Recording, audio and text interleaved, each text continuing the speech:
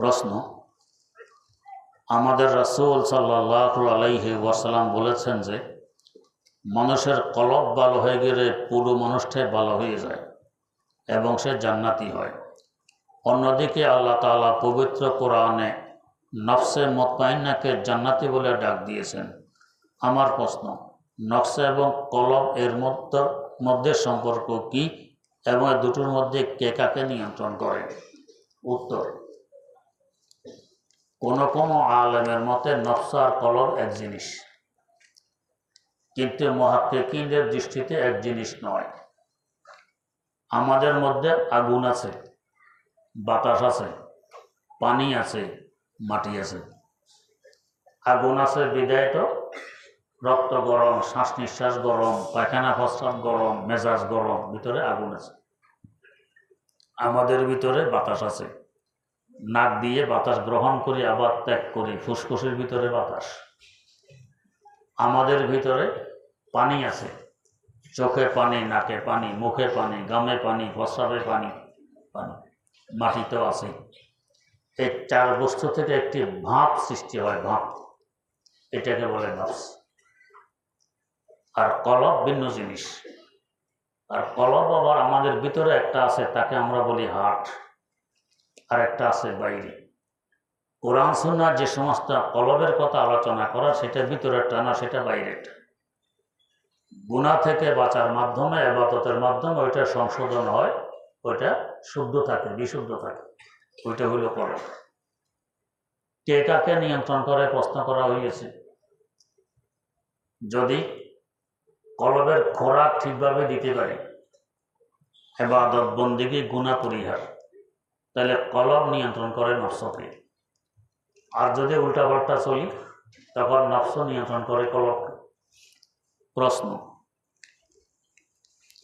দুইজন ইমাম সম্পর্কে বলা হয় যে স্বপ্নে ওনাদের সাথে আল্লাহ তাআলার জিয়ারত হয়েছে।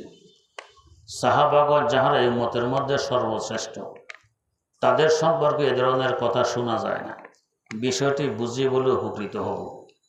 উত্তর, যারা বড় বড় লেখক আমরা প্রশংসা করি এই পরিমাণ লিখেছে, যেমন হযরত ইজ্জুদ্দিন ইবনে আব্দিস সালাম, অনেক বড় বুজুর্গ, বড় আলেম, বড় মুজতাহিদ ছিলেন। তখনকার সময় লিখত বাঁশের কঞ্চি কিংবা কাঠের শলা দিয়ে, দোয়াতের মধ্যে চুবিয়ে ওই চুবানো কালি দিয়ে লিখতেন। লিখতে লিখতে লিখতে লিখতে কলমের মাথা ক্ষয় হতে হতে মোটা হয়ে যায়। কি পরিমাণ লিখতে বাঁশের কঞ্চির মাথা ক্ষয় হয়ে মোটা হয়, চিন্তা করুন। তখন কলম তারাজ দিয়ে এটাকে আবার চিকন করা হয়। ছুরিকে আমাদের ছোটবেলা আমাদের আব্বা আমাকে দেখতাম, বলতো কলম তারাজ। আসলে কলম তারাশ, তারাশিদান ছিল না, ফার্সি শব্দ। কলমও ফার্সি শব্দ, আরবীয় শব্দ। কলম হলো এসেম, নাউন। তরাশ হলো আমরের সিগে, এসেম আর আমর মিললে এসমে ফাইলে সামারি হয়। তার অর্থ হয় কলম ছিলনেওয়ালা। যে ছুরি দিয়ে কলম চিকন করা হয় তাকে বলে কলম তারাশ। উনি যে কলম চিকন করতেন, এই কুড়া কর্কটগুলো হেফাজত করে রেখে দিতেন, ফেলতেন না। রাখতে রাখতে রাখতে রাখতে এগুলো এই পরিমাণ জমে গেছে, এন্তেকালের আগে ওসিয়ত করে গেছেন যে আমার গোসলের জন্য যে পানি গরম করা হবে, আমার এই কলমের কুড়া কর্কট দিয়ে যাতে পানিগুলো গরম করা হয়। ওনারে গোসলের পুরা পানি এই কলমের কুড়া কর্কট দিয়ে গরম হয়ে গেছে, অন্য কোনো লাঠির প্রয়োজন পড়েনি।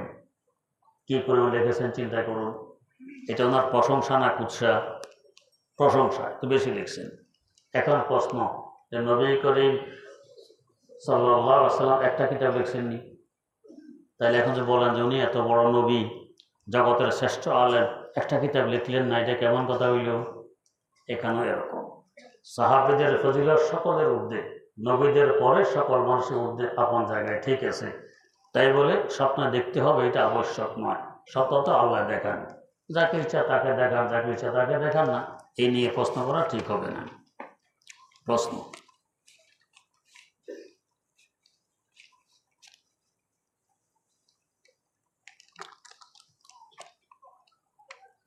একজন রাজনৈতিক দলের মহাসচিব বলেছেন যে আমাদের দল শরিয়া আইনে বিশ্বাস করে না, এ ধরনের দলকে সমর্থন করা যাবে কিনা শরীয়তের দৃষ্টিতে বুঝিয়ে বলে উপকৃত হব। উত্তর, এ ধরনের কথা যারা বলে তারা মোরতাদ হয়ে যায়, ঈমান থাকে না, এমন দলের সমর্থন করার প্রশ্নই আসে না। প্রশ্ন, দাওয়াত দেওয়ার পর খাবার খাইয়ে পরে আবার টাকা হাদিয়া দেয়া বা তা নেয়া বৈধ কিনা? আল্লাহর ওয়াস্তে খানা খাওয়াইলেন, আল্লাহর ওয়াস্তে টাকা দিলেন, সবে বৈধ হবে। হ্যাঁ, যদি আব্বা মারা গেছে এই জন্য খাওয়াইয়া টাকা দেন, এটা বৈধ হবে না, দোয়ার বিনিময়ে। আর যদি দোয়ার জন্য না বলেন, খাওয়াই দিলেন, টাকা দিলেন, তাও বৈধ হবে, এটার সওয়াব পৌঁছবে আবার কবরে। প্রশ্ন, কোন মাদ্রাসা বা মসজিদে মাহফিলের জন্য চাঁদা করা, যেমন বাঁশ তোলা, ধান চাল তোলা, বাজারে টাকা তোলা, মাহফিলের দিন মাইকে এটা পাঠান ওটা পাঠান বলা, এসবের বিধান কি? বিশেষ দ্রষ্টব্য, তাদের ব্যক্তিগত কোনো ফান্ড নেই। এ ধরনের চাঁদা অতিরিক্ত বাড়াবাড়ি, এটা বৈধ নয়। না হয় এমনি চাঁদা করা তো নবীর সুন্নত বটে। জেহাদে যাওয়ার সময় প্রস্তুতির জন্য পয়সা কড়ির দরকার হয়, রাসূল আকরাম সাল্লাল্লাহু আলাইহি ওয়াসাল্লাম মসজিদ নববীতে চাঁদা করেছেন। অতিরিক্ত বাড়াবাড়ি দিতেই হবে, এটা ঠিক নয়। প্রশ্ন, প্রাইমারি স্কুলের মিটার থেকে কারেন্ট নিয়ে ব্যাডমিন্টন খেলা, এই শর্তে যে কারেন্ট পরিমাণ বিল পরিশোধ করে দিবে, তাহলে তা বৈধ হবে কি না? উত্তর, জি না, বৈধ হবে না। স্কুলে সরকার কারেন্ট দিয়েছে স্কুলে খরচের জন্য, বাইরে আরেকখানে ব্যবহারের জন্য দেয়নি, বিক্রির জন্য দেয়নি। প্রশ্ন, জুমার নামাজ গোসল ছাড়া পড়া যাবে? উত্তর, শরীর পবিত্র থাকলে পড়া যাবে, তবে জুমার দিন গোসল করা সুন্নত। প্রশ্ন, আমাদের গ্রামের বাড়িতে মানুষ মারা গেলে কাঁসের মধ্যে চাল দিয়ে আগরবাতি জ্বালায়, জানাজার সময় গোলাপ জল ছিটিয়ে মুসল্লিদের গায়ে, এগুলো কি জায়েজ আছে? উত্তর, কেউ মারা গেলে আগরবাতি জ্বালানো নিষেধ, যেহেতু আগুনের সম্পর্ক। এখন তাকে আগুন থেকে দূরে রাখা চাই, আগুনের সম্পর্ক জাহান্নামের সাথে, আর আমরা চাই এই লাশ জান্নাতে যাক, এই জন্য আগরবাতি জ্বালানো নিষেধ করা হয়। গোলাপ জল ইত্যাদি ছিটানোকে যদি সুন্নত মনে না করা হয় তো ছিটানো যাবে, আর ছিটাইতেই হবে জরুরি কিংবা সুন্নত মনে করে, তাহলে বৈধ হবে না। প্রশ্ন, কয়েকদিন পর 1 জানুয়ারি পালনে আমাদের অফিসে সবার কাছ থেকে চাঁদা তোলা হয়, এগুলো কি জায়েজ? উত্তর, মোটেও জায়েজ নয়, এগুলো বিজাতিদের কৃষ্টি কালচার, এটা কখনো হারাম হয়ে যায়, এর থেকে বেঁচে থাকা আবশ্যক। প্রশ্ন, আমাদের মসজিদে প্রায় মৃত মানুষের জন্য দোয়া করে খানা দেওয়া হয়, এগুলো খাওয়া জায়েজ? উত্তর, জি না, জায়েজ নেই। প্রশ্ন, আল্লাহওয়ালা লোকদের সঙ্গে সম্পর্ক কিভাবে গভীর করা যায়? তাদের কাছে আসা যাওয়া, তাদের পরামর্শ নিয়ে আমল করা, এভাবে গভীর করা যায়। প্রশ্ন, চড়ুই পাখি খেলে কি যৌন রোগ ভালো হয়? ডাক্তার ভালো বলতে পারে। প্রশ্ন, বিতরের নামাজ আসলে কত রাকাত? বিতরের নামাজ আসলে 3 রাকাত। হাদিসে আছে আওতারা বেওয়াহিদাতিন, বুখারী শরীফ হাদিস আছে, হুজুর নামাজ পড়ছেন 2 রাকাত, আবার পড়ছেন 2 রাকাত, আবার পড়ছেন 2 রাকাত, আবার পড়ছেন 2 রাকাত, 4 2 কত হইল? 8, আবার পড়ছেন 2 রাকাত, এরপরে আওতারা বেওয়াহিদাতিন 1 রাকাত দিয়ে বেজর করছেন। এবারে আসুন, আমি আপনাকে 1 টাকা দিলাম, শুধু 1 টাকা, এখন বলা হয় যে 1 টাকা দিয়ে বেজর করছি, হয় না। 2 টাকা দিলাম, এরপরে তো আর 1 টাকা দিই, এখন বলা হবে 1 টাকা দিয়ে বেজর করছি। তো হুজুর 1 টাকা দিয়ে বেজর করছেন, তার মানে আগে আরো 2 টাকা ছিল, এটার সাথে 1 টাকা যোগ দিয়েছেন, এই 3 টাকা থেকে। তাই বিতরের নামাজ 2 রাকাত নয়, 1 রাকাত নয়, 3 রাকাত। বিতরের নামাজ কি এশার নামাজের সাথে পড়তে হয় নাকি রাত্রে যে কোনো সময় পড়া যায়? উত্তর, রাত্রে যে কোনো সময় পড়া যায়, তবে এশার আগে পড়লে হবে না, এশার পরে পড়তে হবে, সবে সাদেকের আগে আগে। শেষ রাত্রে পড়তে পারলে সওয়াব বেশি, কিন্তু বেশি সওয়াবের আশায় রেখে দিলাম, পড়লাম না, পরে ঘুম থেকে উঠতে পারলাম না, আসলে হুঁজিয়ে শেষ হইল, তাই এসার সময় পড়ে নেওয়া ভালো। প্রশ্ন, আমরা কয়েকজন ছাত্র ভাই মিলে একটা রেস্টুরেন্ট শুরু করতে যাচ্ছি। শাইখের নিকট ব্যবসায়িক সফলতার জন্য দোয়া প্রার্থী। আল্লাহ বরকত দান করুন, হালাল তরিকায় ব্যবসা করার তৌফিক দেন। প্রশ্ন, বিতরের নামাজের প্রথম বৈঠকে আত্তাহিয়াতু পড়ার পর যদি দুরূদ শরীফের কিছু অংশ অথবা দুরূদ এবং দোয়া মাসুরা পড়ার পর সালামের পূর্বে মনে হয়, তখন কি করা উচিত? উঠে দাঁড়িয়ে বাকি এক রাকাত পড়ে সেজদা সাহু দিলে হবে নাকি নামাজ পুনরায় পড়তে হবে? উত্তর, সেজদা সাহু দিলেই হবে, নামাজ পুনরায় পড়া লাগবে না। প্রশ্ন, ফরজ নামাজের ক্ষেত্রে প্রথম রাকাতে যদি ভুলবশত সূরা ফাতিহার পর সূরা নাস পড়ে ফেলি, অথবা 4 রাকাত সুন্নত নামাজের ক্ষেত্রে প্রথম রাকাতে সূরা ফালাক পড়ে ফেলি, তাহলে বাকি 3 রাকাত নামাজ কোন কোন সূরা পড়া উচিত? উত্তর, এখানে দুইটি কথা। যদি ফরজ নামাজের প্রথম রাকাতে নাস পড়ি তো দ্বিতীয় রাকাতও আবার নাস পড়ব। 2 নম্বর কথা, 4 রাকাত সুন্নত প্রথম রাকাতেই পড়ে ফেলছে সূরা ফালাক, দ্বিতীয় রাকাতে পড়ব নাস, তৃতীয় চতুর্থ রাকাতে আপনার ইচ্ছা উপর থেকেও পড়তে পারবেন। 2 রাকাতে সিরিয়াল বজায় রাখা আবশ্যক। প্রশ্ন, বর্তমান কওমি মাদ্রাসার নেশাব সম্পর্কে আমার প্রশ্ন। একজন আলেম পড়ালেখা শেষ করে তার যোগ্যতা শুধুমাত্র সীমাবদ্ধ থাকে মসজিদ এবং মাদ্রাসায়, অথচ দুনিয়ার প্রতিটি সেক্টরে আলেমের প্রয়োজন। কিন্তু বর্তমানে কোনো বড় আলেমকেই যারা পদে আছে দেখি না এই সিলেবাস পরিবর্তন করা নিয়ে মাথা ঘামাতে। আর আলেমরা ইংরেজি না পড়ার কারণে অনেক মুসলিম সমাজ তাদেরকে অসামাজিক মনে করে, কেননা ইংরেজি হলো আন্তর্জাতিক ভাষা। এই বিষয়ে আপনার মতামত জানতে চাই। উত্তর, এটি একটি মারাত্মকতম ধারণা। ইংরেজি পড়লে সে সামাজিকতা জানলো, ইংরেজি না পড়লে জানলো, এটা ভুল ধারণা।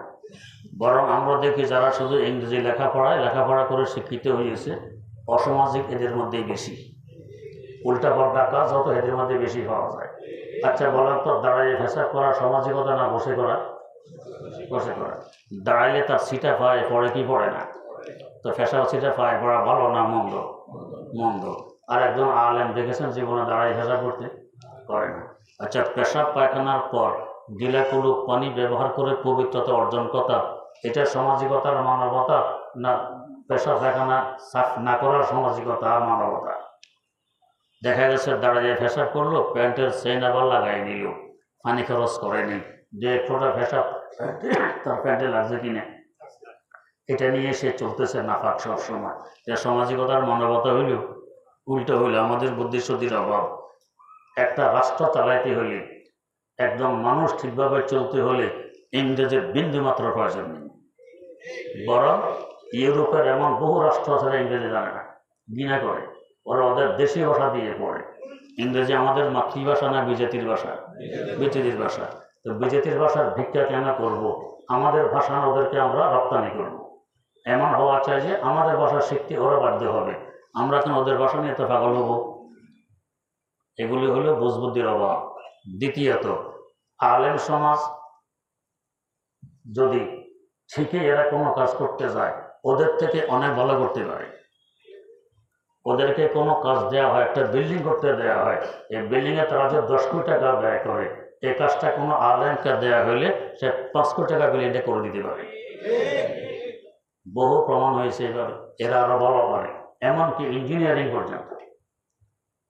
বলতে আপনারা কি মনে করেন, এই যে আমাদের মসজিদের কাজ চলতেছে, এই 9 তলা বিল্ডিং মাদ্রাসা দাঁড়ায় গেছে, ইঞ্জিনিয়ার আছে, ফার্ম থেকে ইঞ্জিনিয়ার সব কিছু নেওয়া হয়, আলহামদুলিল্লাহ বহু ভুল আমরা ধরে দিই, ইঞ্জিনিয়ার মানতে বাধ্য হয় যে হ্যাঁ এটা ভুল হয়ে গেছে, এটা ঠিক হয়নি। আমাদের মসজিদের সিঁড়ি পর্যন্ত ইঞ্জিনিয়ার ড্রয়িং করছে ভুল, অথচ বুয়েটের ইঞ্জিনিয়ার সিঁড়ি পর্যন্ত ড্রয়িং ভুল করছে। এটাকে ঘরে আমি ধরে দিয়ে সিঁড়িকে আবার পরিবর্তন করানো হয়েছে, নিয়ে স্বীকার করছে এটা ভুল হয়ে গেছে। এবার একটা দুটো না, বহু কাজ কদমে কদমে এরা ভুল করে। এমনকি কখনো আমাকে প্রশ্ন করছে, হুজুর আপনি কি খান? আমি ভাত খাই, আর কি খাবো? আপনার ভাত খান, আমিও ভাত খাই। এই কথা ভুল যে মাদ্রাসা বলে কিছু করতে পারে না। ইংরেজ এদেশে আসার আগে মুসলমানদের হাতে এদেশের ক্ষমতা 800 বছর ছিল কিনা? ইংরেজ 100 জন 800 বছরের ক্ষমতা চালাইছে, তখন দেশে এই পরিমাণ অরাজকতা দুর্নীতি ছিল না? আরো ভালো ছিল। আর শুধু ভালো না, অনেক ভালো ছিল, অনেক ভালো ছিল। ইংরেজি না জানে কেমনে চালাইতে পারে। এগুলো আসলে তার ধোকা আর কিছু নয়। প্রশ্ন, হুজুর আমি শুনেছি যে ইমামের কোনো রাকাত ছুটে গেলে তো আমরা আল্লাহু আকবার বলে লোকমা দেই, কিন্তু হাদিসে নাকি সুবহানাল্লাহ বলে লোকমা দেওয়ার কথা আছে, তাহলে আমরা আল্লাহু আকবার বলে লোকমা দেই কেন? উত্তর, হাদিসে আছে তাসবিহ বলে লোকমা দিবি। আল্লাহু আকবার তাসবিহর অন্তর্ভুক্ত, তবে তাসবিহ বলতে বাস্তবে সুবহানাল্লাহ বোঝায়, এই জন্য ওইটা বলা ভালো। আল্লাহু আকবার বললে যে গুনাহ হবে এমন নয়। প্রশ্ন, কোনো ছেলে মেয়ে যদি তারা একে অপরকে পছন্দ করে এবং তারা বিবাহ করতে চায়, তখন তারা যদি এক অপরকে ভালোভাবে চেনার জন্য বিবাহের আগে একমাত্র এই উদ্দেশ্যেই কিছুদিন কথা বলে, তাহলে কি এটা জায়েজ হবে? এটা হারাম হবে, কবিরা গুনাহ হবে। এটা হলো শয়তানের দোকান। চেনার জন্য আগে কথা বলতে হবে, এটা শয়তানের দোকান। প্রশ্ন, আমরা যারা সরকারকে ট্যাক্স দিই, সরকার তাদেরকে কিছু কিছু ক্ষেত্রে বিনিয়োগ করলে ট্যাক্স মওকুফের সুযোগ দেয়। যেমন সঞ্চয়পত্রে 5 লক্ষ টাকা বিনিয়োগ করলে 15,000 টাকা মওকুফ পাওয়া যায়। উল্লেখ্য যে সঞ্চয়পত্র সুদের সাথে সম্পর্কিত একটি আর্থিক দলিল। স্টক এক্সচেঞ্জের তালিকাভুক্ত যে কোনো কোম্পানির শেয়ার বিনিয়োগ করলেও একটা নির্দিষ্ট পরিমাণ টাকা মওকুফ পাওয়া যায়। আমার প্রশ্ন, সরকার থেকে ট্যাক্সের সুবিধা নেওয়ার জন্য সঞ্চয়পত্রে অথবা স্টক এক্সচেঞ্জের তালিকাভুক্ত কোনো কোম্পানির শেয়ারে বিনিয়োগ করা যাবে কিনা? উত্তর, এগুলো সুদের সাথে জড়িত টাকা হয়, এটা হারাম। প্রশ্ন, তাহাজ্জুদ নামাজ কখন শুরু হয়, কখন শেষ হয়? উত্তর, এশার পর থেকে শুরু হয়, সুবহে সাদেক উদিত হওয়ার আগ পর্যন্ত চলতে থাকে। সুবহে উদিত হয়ে গেলে তাহাজ্জুদের সময় শেষ। তবে একটু ঘুমিয়ে উঠে তারপরে পড়া হলো মূল নিয়ম। যদি কারো সন্দেহ থাকে ঘুমিয়ে গেলে উঠতে পারবো কিনা, তাহলে এশার পরেই তাহাজ্জুদের নিয়তে 2 রাকাত পড়ে নেওয়া ভালো। প্রশ্ন, তাফসিরে প্রশ্ন দেওয়ার ক্ষেত্রে সবাই নাম ঠিকানা না লিখলে সামনে পৌঁছে না এবং লেখাগুলো স্পষ্ট না হলে পড়া যায় না, হুজুরের কষ্ট হয়। অতএব সকলের উক্ত বিষয়গুলোর প্রতি খেয়াল রাখার আবেদন করা হলো। মাশাআল্লাহ, ভালোই বলা হয়েছে। অনেকের লেখা পড়া যায় না, আর নাম ঠিকানা না লিখলে এটার উত্তর দেওয়া হয় না। আলহামদুলিল্লাহ রাব্বিল আলামিন ওয়াসসালাতু ওয়াসসালামু আলা আশরাফিল আমবিয়া ওয়াল মুরসালিন সাইয়্যিদিনা ওয়া মাওলানা মুহাম্মাদিন ওয়া আলা আলিহি ওয়া আসহাবিহি আজমাইন। রব্বানা আতিনা ফিদ দুনিয়া হাসানাতাও ওয়া ফিল আখিরাতি হাসানাতাও ওয়া কিনা আযাবান নার। রব্বানা যালামনা আনফুসানা ওয়া ইল্লাম তাগফির লানা ওয়া তারহামনা লানাকুনান্না মিনাল খাসিরিন। রব্বিরহামহুমা কামা রব্বায়ানি সগীরা। রব্বিরহামহুমা কামা রব্বায়ানি সগীরা। আল্লাহুম্মা কফিনি বিহালালিকা আন হারামিক ওয়া আগনিনি বিফজলিকা আম্মান সিওয়াক। আল্লাহুম্মা আইন্না আলা যিকরিকা ওয়া শুকরিকা ওয়া হুসনি ইবাদাতিক ওয়া আলা তিলাওয়াতি কালামিক আনা আল-লাইলি ওয়া আতরাফান নাহার ওয়াজআলহু লানা ইমামা ওয়া নূরান ওয়া হুজ্জাতান ইয়া রাব্বাল আলামিন। আয় আল্লাহ, জীবনের সমস্ত গুনাহগুলো ক্ষমা করে দেন। আল্লাহ, কদমে কদমে দস্তগিরি ফরমান। সর্বপ্রকার বিপদ আপদ থেকে হেফাজত করুন। দুনিয়া ও আখিরাতে সুখময় জীবন দান করুন। আয় আল্লাহ, সুস্থতার সাথে বরকতময় জীবন দান করুন। মনের সকল জায়েজ আশা আকাঙ্ক্ষাগুলোকে পূরণ করে দেন। আয় আল্লাহ, আর্থিক সবলতা নসিব ফরমান। যারা ঋণী আছে সহজে ঋণ পরিশোধ করার ব্যবস্থা করে দেন। আল্লাহ, আমাদেরকে আপনার বানাই নিন, আপনি আমাদের হয়ে যান। মওত পর্যন্ত সিরাতে মুস্তাকিমের উপরে অটল রাখুন। আয় আল্লাহ, মেহেরবানি করে বিনা হিসাবে জান্নাতুল ফেরদাউসের মালিক বানিয়ে দেন। জীবনের সকল ন্যাক দোয়াগুলোকে কবুল করে নেন। সুবহানা রাব্বিকা রব্বিল ইজ্জাতি আম্মা ইয়াসিফুন ওয়া সালামুন আলাল মুরসালিন ওয়াল হামদুলিল্লাহি রাব্বিল আলামিন।